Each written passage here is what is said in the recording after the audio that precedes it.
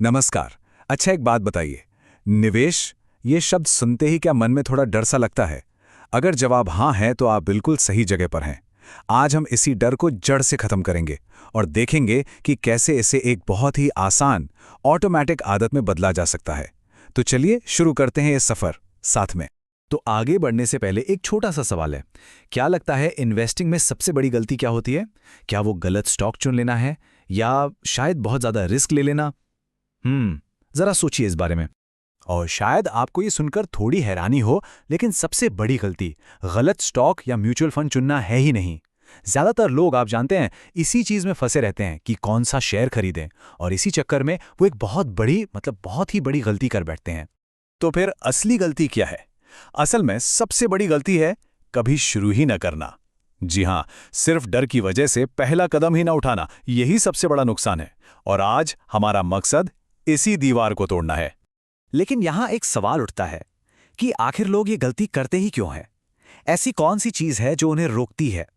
चलिए थोड़ा गहराई में जाते हैं और उन वजहों को, उन मानसिक रुकावटों को समझते हैं जो हमें बाजार से दूर रखती हैं।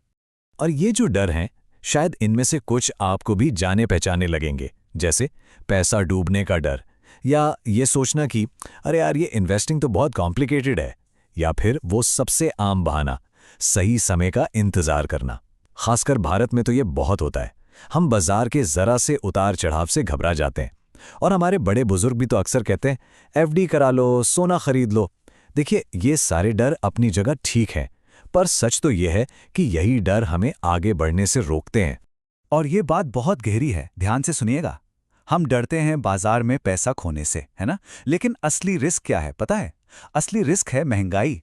वो महंगाई जो हमारे बैंक में पड़े पैसे को हर दिन धीरे धीरे खा रही है। तो असल में सबसे बड़ा जोखिम तो मार्केट से बाहर रहना है। तो ठीक है, अब हम ये तो समझ गए कि डर हमें कैसे रोकता है। तो अब सवाल यह है कि जो लोग सफल निवेशक हैं, वो ऐसा क्या अलग करते हैं? और यहां पर एक ऐसी बात सामने आती है जो शायद सुनने में थोड़ी अजीब लगे। वो ये है कि अच्छा निवेश हमेशा बोरिंग होता है। जी हां, आपने सही सुना।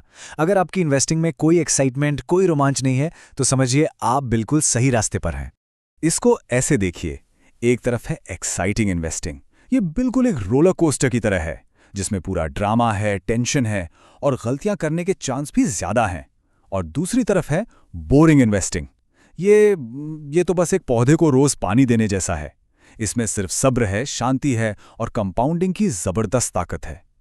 याद रखिए, असली वेल्थ धीरे धीरे और लगातार बनती है, किसी एक रोमांचक छलांग से नहीं। तो ये बात बिल्कुल गांठ बांध लीजिए।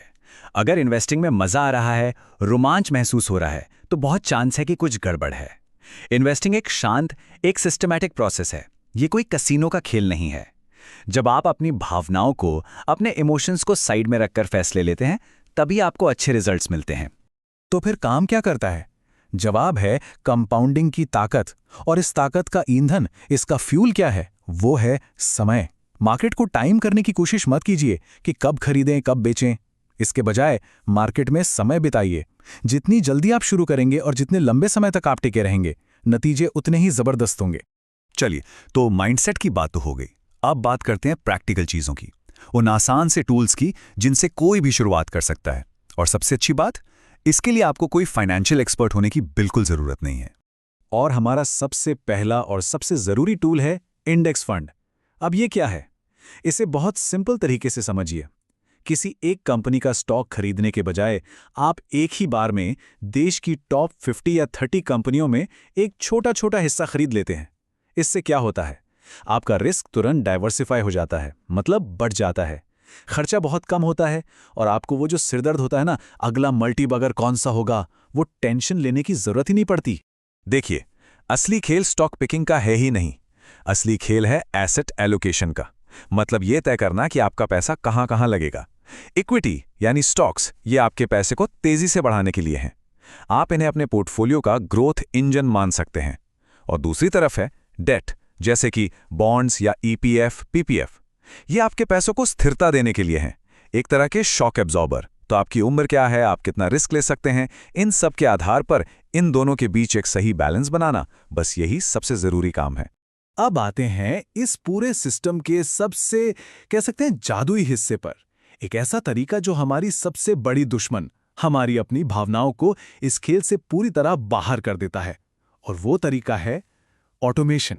ये लाइन अपने आप में बहुत कुछ कह जाती है। सिर्फ अपनी विल पावर और डिसिप्लिन पर भरोसा करना लंबे समय में काम नहीं आता। हम सब सोचते हैं कि हाँ, हर महीने में खुद इन्वेस्ट कर लूंगा, लेकिन फिर जिंदगी की भागदौड़ में ये चीज अक्सर पीछे छूटी जाती है। और ऐसा होता क्यों है? अरे क्योंकि हम इंसान हैं। हम हिचकिचाते हैं, मार्केट गिरता है तो डर जाते हैं, आज का काम कल पर टालने की तो हमारी आदत ही है। और सबसे खतरनाक, हम इमोशंस में आकर गलत टाइम पर खरीद बिक्री कर बैठते हैं।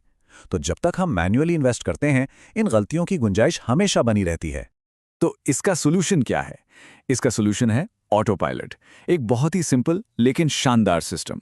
आपको बस एक बार अपना बैंक अकाउंट लिंक करना है, एक SIP यानी कि सिस्टमैटिक इन्वेस्टमेंट प्लान शुरू करना है, एंड दैट्स इट। बस हर महीने एक फिक्स्ड डेट पर पैसा अपने आप आपके बैंक से निकलकर आपके चुने हुए फंड में चला जाएगा।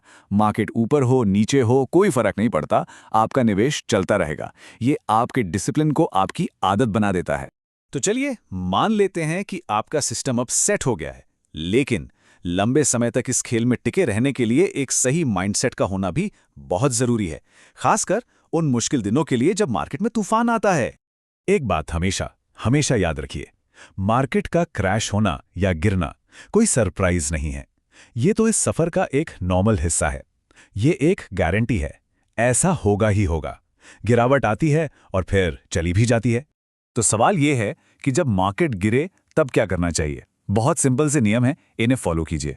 नियम नंबर 1, कुछ मत कीजिए। जी हाँ, कुछ भी नहीं। नियम नंबर 2, अपने ऑटोमेटिक निवेश को वैसे ही चलने दीजिए। नियम नंबर 3, घबराकर बेचना नहीं है, क्योंकि ऐसा करने का मतलब है अपने लॉस को पक्का कर लेना। और आखिरी नियम, रोज अपना पोर्टफोलियो चेक करना बंद कर दीजिए। उससे सिर्फ आपकी बेचैनी बढ़ेगी और कुछ नहीं। और आखिर में सारी बात बस इसी एक चीज पर आकर टिकती है, एक सिंपल, लगातार चलने वाला ऑटोमेटिक सिस्टम। हमेशा उन कॉम्प्लेक्स स्ट्रैटेजीज और मार्केट को बीट करने की कोशिशों से बेहतर काम करेगा। ये बिल्कुल कछुए और खरगोश की कहानी जैसा है, धीमा और स्थिर, वही रेस जीतता है। तो चलिए फटाफट से रिकैप करते हैं कि आज हमने क्या सीखा। पहली और सबसे जरूरी बात, हमारा असली दुश्मन जानकारी की कमी नहीं बल्कि डर है। दूसरी बात, बोरिंग इन्वेस्टिंग ही बेस्ट इन्वेस्टिंग है।